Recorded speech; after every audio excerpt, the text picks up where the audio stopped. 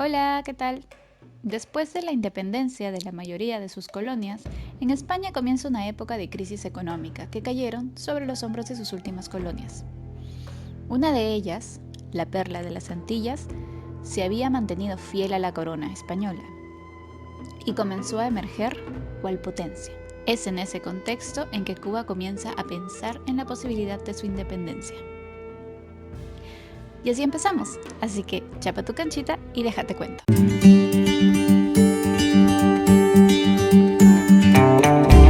Cuba estaba cansada de los abusos de la metrópoli, la cual no los dejaba participar de forma política, no permitía la libertad de prensa, no escuchaba lo que ellos solicitaban, pero sí extraía el dinero a manera de impuestos y tributos. Los muy vivazos tenían el control económico de la colonia que utilizaban para cosas de españoles del siglo XIX. Es así que don Carlos Manuel de Céspedes se reúne con 36 personas entre ricos, obreros, artesanos y colonos unidos en su afán patriótico en su finca la de Majagua, donde libera a sus esclavos y al terminar la lectura del manifiesto de la Junta Revolucionaria de la isla de Cuba, los invitó a sumarse a las filas independentistas. Y terminan la reunión gritando voz en cuello ¡Viva Cuba independiente!, dando así el grito de Yara. 10 días después, bajo el cielo caluroso, Carlos de Céspedes se dirige al Bayamo, tomándolo y terminando el día cantando por primera vez la Bayemesa. Al finalizar el año, llegó a Cuba el vapor Galvanic al puerto de La Guanaja, en Camagüey, con 3.000 carabinas y 500.000 balas a cargo del general Manuel de Quesada. En esta época, el oriente del país cayó en la ruina, ya que la crisis económica hizo que el precio del azúcar, que era la principal fuente de economía de la colonia, cayera. Lo mismo pasó con el centro. Entonces, toda esta gente se unió a la causa.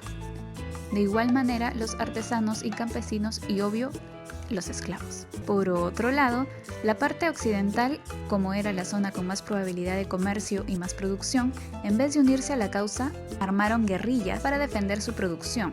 Y, a la par de esto, algunos estudiantes, profesionales e intelectuales, sintiendo el patriotismo de los insurgentes, se unieron a la causa. Así, el ejército independentista fue tomando forma.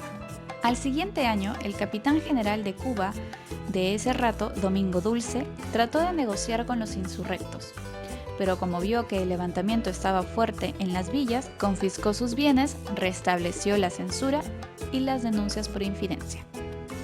Mientras, en España, el jefe provisional del gobierno y ministro de guerra, el general Juan Prim, propuso la independencia de Cuba, pero pidiendo una indemnización para España por todo lo que habían invertido en el país.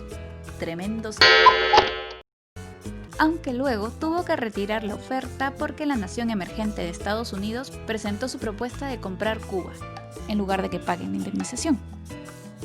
Durante ese mismo año se dio el suceso del Teatro Villanueva, de La Habana, donde se dio una función que por lo bajo recaudaba fondos para los independentistas, presentando la obra Perro Huevero aunque le quemen el hocico, donde uno de los personajes grita ¡Que viva la tierra que produce caña!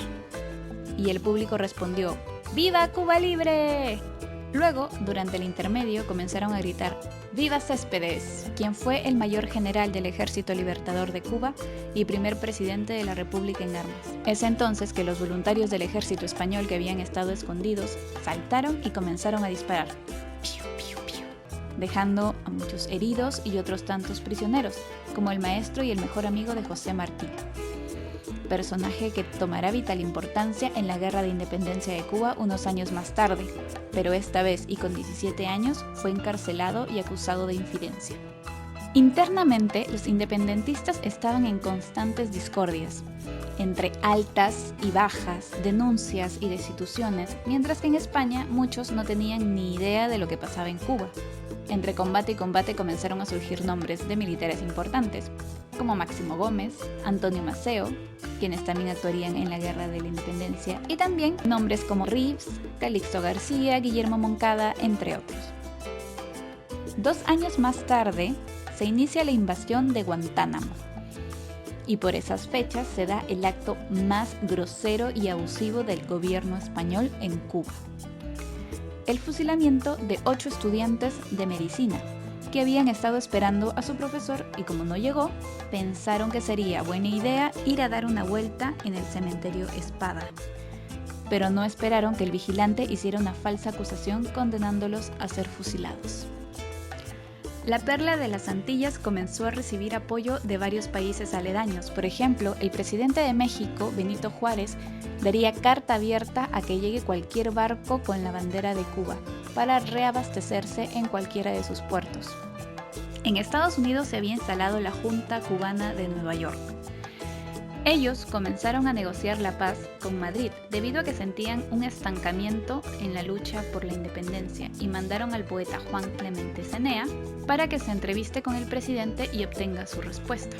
Entonces ingresó a Cuba con un salvoconducto que le dio el ministro de España, pero no sirvió para nada, porque al intentar salir de Cuba, luego de la negativa de Céspedes, lo hicieron prisionero y lo fusilaron. Un personaje sobresaliente en el levantamiento por la independencia fue Ignacio Agramonte, quien redactó la Constitución de Guaymaro y quien apoyó y no permitió crítica alguna hacia el presidente, a pesar de cualquier conflicto que suscitara entre ellos. Y con tal renombre, su muerte significó un golpe fuerte y además dio luz verde a las manipulaciones y complots contra Céspedes, a quien deponen unos meses más tarde, generando otro golpe inexplicable para la independencia, siendo reemplazado por Cisneros Betancourt.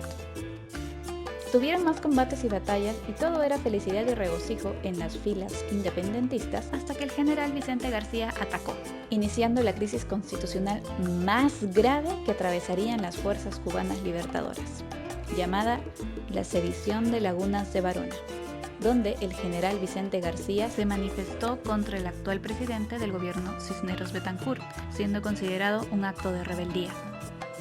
Lo que pasaba era que García estaba disgustado por la promulgación de la ley militar que dividió en 2 departamentos la isla, y a él lo ascendía a un cargo en el gabinete de gobierno, separándolo del mando de sus tropas en Las Tunas. Y a pesar de que varios trataron de que reconsidere y se retracte, incluso hasta el propio Cisneros fue a hablar con él para persuadirlo, no dio su brazo a torcer, y hasta creó un movimiento civil llamado Lagunas de Varona, que Gómez calificó como motín militar. Bueno, para evitar más conflicto, Cisneros renunció a su cargo y lo reemplazó Juan Bautista Spotorno, temporalmente. Como era de esperarse, esto trajo graves consecuencias en las fuerzas independentistas. Incluso Antonio Maceo dudaba de que se logren reponer. Varios comenzaron a renunciar a sus puestos, algunos soldados se amotinaron exigiendo la destitución de otros jefes, y Vicente García no hizo ningún esfuerzo por ayudar a la estabilidad.